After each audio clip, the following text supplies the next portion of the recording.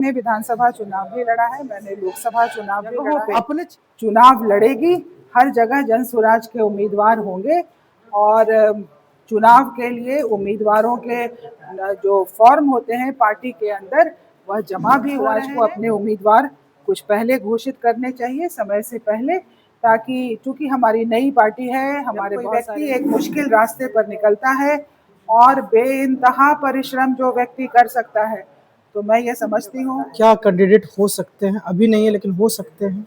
अभी मुझे नहीं पता, हो सकते अभी नहीं, हैं। अभी मुझे आप कांग्रेस में भी रही, हाँ, भाजपा में भी रही, लोजपा में भी रही, अब जन स्वराज।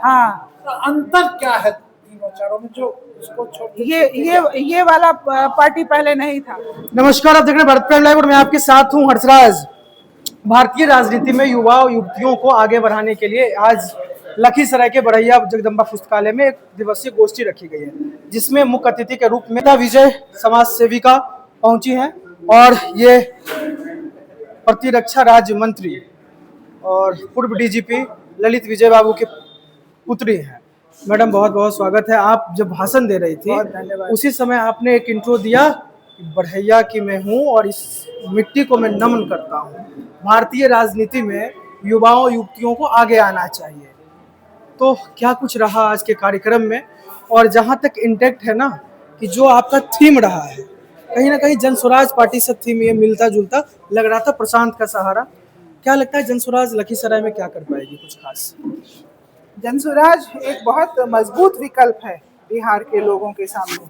अपने आप को एक ऐसी पार्टी जन स्वराज अपने आप और अपने जन स्वराजियों को बनाना चाहते हैं जो केवल सत्ता के लिए राजनीति नहीं कर रहे हैं। प्रशांत किशोर जी का यह बहुत बार बार वो कहते हैं कि जब हम अपने आप में बदलाव लाएंगे तभी हम व्यवस्था में बदलाव लाएंगे, और यह हम सब का मानना है कि बिहार में चल रही सड़ी गली व्यवस्था का शिकार हो चुका है।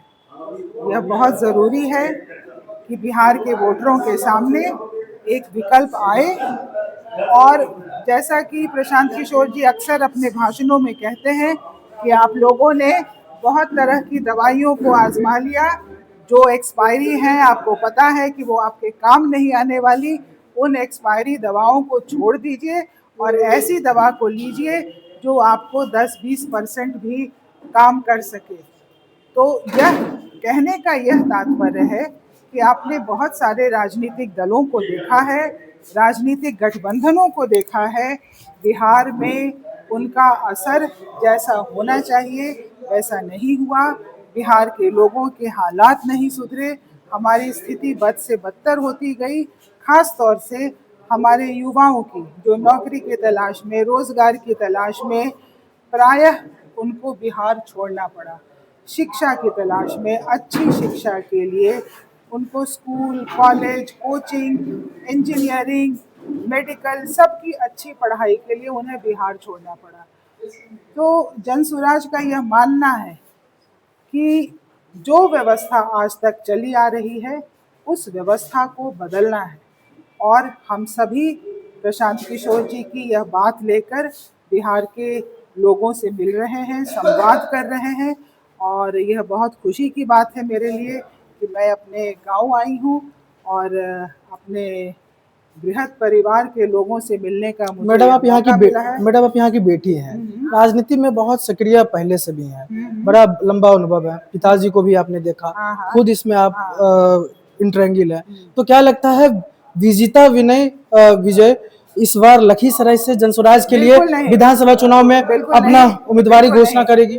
बिल्कुल नहीं, ऐसा सोचने की कहीं कोई आवश्यकता नहीं है, क्योंकि बेटी है ना, तो बेटी भी भाग आजमा सकती है। क्योंकि गांव का ही हो, लखीसराय की बेटी हो, तो ये एक तो इच्छा शक्ति लोगों का भी होगा ना। नहीं, उनकी इच्छा शक्ति का बहुत सम्मान, लेकिन मैं यहाँ पर आज तो इस गोष्ठी के लिए सुरेश बाबू ने बुलाया था, उसके लिए आई हूँ। कहीं नहीं, यही कार्यक्रम से शुरुआत राजनीति में कर रहे हैं मैडम। नहीं, मैं परसों भी लखीसराय आई थी, हमारे पार्टी के कुछ साथी हैं वो आपसे कहेंगे, मैं परसों भी लखीसराय पर ज्यादा ध्यान है। और क्योंकि 25 तारीख को प्रशांत जी की यहाँ पर जनसभा है, तो लोगों को मोबिलाइज करने के लिए भी कहा जाता है। कुछ लोगों को मैं जानती हूँ, कुछ लोगों के बारे में दूसरे लोग मुझे बुलाते हैं। एक आम सभा के लिए पॉलिटिकल मोबिलाइजेशन कैसे होता है, आप किसी को जानते हैं, मैं आपसे कहूँगी आप किसी को जानते हैं, तो ये एक पॉलिटिकल मोबिलाइजेशन के लिए भी है। यह पहली बार प्रशांत किशोर जी लखीसराय ज़िले में आ रहे हैं, उनकी प्रथम आम सभा है और यह हम सभी जन स्वराजियों की कोशिश है कि उनकी आम सभा सफल। बिहार की राजनीति में प्रशांत किशोर कितना इफेक्ट कर पाएंगे, क्योंकि यह जातीय समीकरण की राजनीति होती है।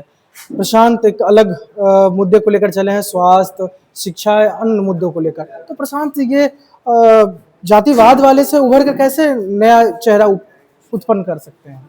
जातियों के नाम पे बिहार के वोटरों ने वोट दिया, धर्म के नाम पर वोट दिया, कभी मुसलमानों के को रोकने के लिए वोट दिया, मुसलमानों ने हिंदू पार्टी को रोकने के लिए वोट दिया। हर तरह के प्रयास, एक्सपेरिमेंट बिहार के वोटर ने कर लिया है। जाति के नाम पे जब वोट दिया जाता है तो उसको सामाजिक इंजीनियरिंग कहते हैं, ठीक है। बहुत तरह के प्रयास, बहुत तरह के एक्सपेरिमेंट हो गए, लेकिन किसी भी प्रयास, किसी के भी एक्सपेरिमेंट का सकारात्मक नतीजा नहीं आया। सकारात्मक कहने का यह मतलब है कि ऐसे नतीजे जो बिहार में युवाओं के लिए नए रास्ते खोले, महिलाओं के लिए नए आयाम खोले, मेहनतकश मजदूरों के लिए नए अवसर दे, ऐसा कुछ बिहार में नहीं हुआ। हुआ क्या? शराबबंदी के नाम पे माफिया का कंट्रोल बिहार पर, बिहार में बढ़ती हुई अराजकता। जब शराबबंदी हो रही थी तो नीतीश कुमार के साथ ही प्रशांत किशोर उस पार्टी में साथ थे उस समय तो ना? कोई जरूरी नहीं है कि अगर उस समय साथ थे, और जब उन्होंने, नीतीश कुमार जी ने ये कहा कि शराबबंदी बिहार में बाहर है नीतीश कुमार है, वही का कैप्शन था। कोई बात नहीं है, आदमी ने उस समय कुछ कहा, उसके लिए आजीवन उसको आप कहेंगे कि आपने एक दिन ये कहा, ठीक है, आपने एक दिन ये कह दिया, अब आजीवन आप पाबंद हैं कि आप इसी लाइन पर कायम रहेंगे। ये नहीं होता है। उस समय और आज के नीतीश कुमार में बहुत फर्क है। आज के नीतीश कुमार जी बिहार के मुख्यमंत्री, 13.5 करोड़ लोगों के इस प्रदेश के मुख्यमंत्री, आप लोगों ने उनके वीडियो देखे हैं। यह कहना मुश्किल है कि उनकी शारीरिक स्थिति, उनकी मानसिक स्थिति ऐसी है कि वह इतने बड़े प्रदेश के मुख्यमंत्री रह भी सकते हैं या नहीं। कुछ तो पार्टियां के नेता बोल रहे हैं कि वो बी टीम है बीजेपी के, कुछ नेता कहते हैं बीजेपी वाले को बी टीम कांग्रेस के हैं। वो हैं किसके? वो किसी के बी टीम नहीं है। वो कोई भी आदमी, कोई भी व्यक्ति अपना पूरा जीवन की पूंजी पैसा नहीं, पूंजी जो उसका नाम है, जो उसका शोहरत है, जिस नाम के कारण उसे पहचान मिला देश में, अपनी मेहनत क्यों दांव पे लगाएगा, अपनी साख क्यों दांव पे लगाएगा? 2 साल बिहार के गांवों में पैदल 5000 गांवों में भटकेगा, केवल किसी और राजनीतिक दल को फायदा उठाने के लिए?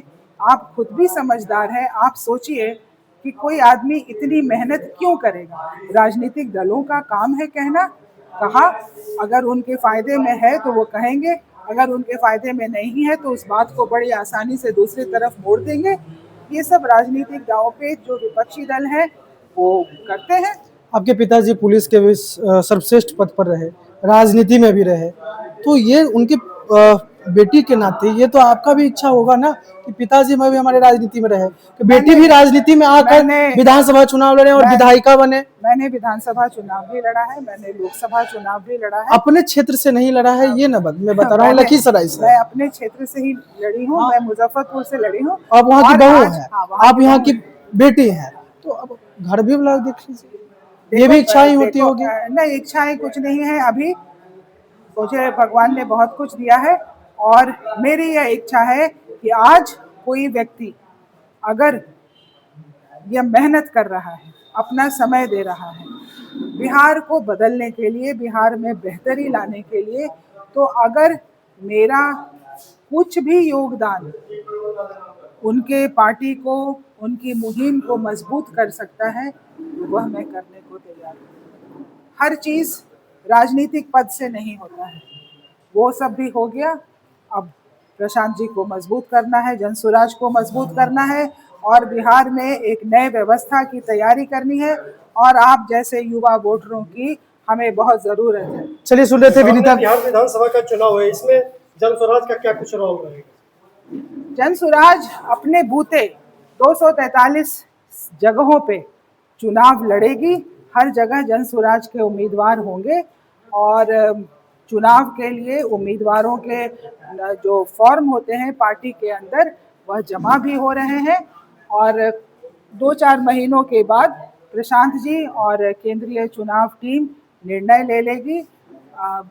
जनसुराज की जो कोर कमेटी है उसका यह मानना है कि जनसुराज को अपने उम्मीदवार कुछ पहले घोषित करने चाहिए, समय से पहले, ताकि चूंकि हमारी नई पार्टी है, हमारे बहुत सारे उम्मीदवार युवा होंगे, पहली दफ़ा होंगे, तो उनको भरपूर समय मिलेगा अपने चुनावी क्षेत्र में दौरा करने के लिए और जनता के बीच पहुंचने के लिए। बढ़ैया, आप खुद राजनीतिक घराने से हैं मैडम और प्रशासनिक घराने से भी हैं, बढ़ैया से आपका गहरा नाता है, और आपने जिस तरह से अपनी बातों को रखा है कि बीते दौर में आपने मुजफ्फरपुर से चुनाव भी लड़ा है, तो ये जो फिलहाल विधानसभा का चुनाव बिहार में है, इसमें आपकी क्या कुछ भूमिका है? क्या आप कैंडिडेट के रूप में रहेंगे या जनसुराज को जगाने का काम? मैं कैंडिडेट की भूमिका में नहीं हूँ, मैं जनसुराज को मजबूत करना चाहती हूँ।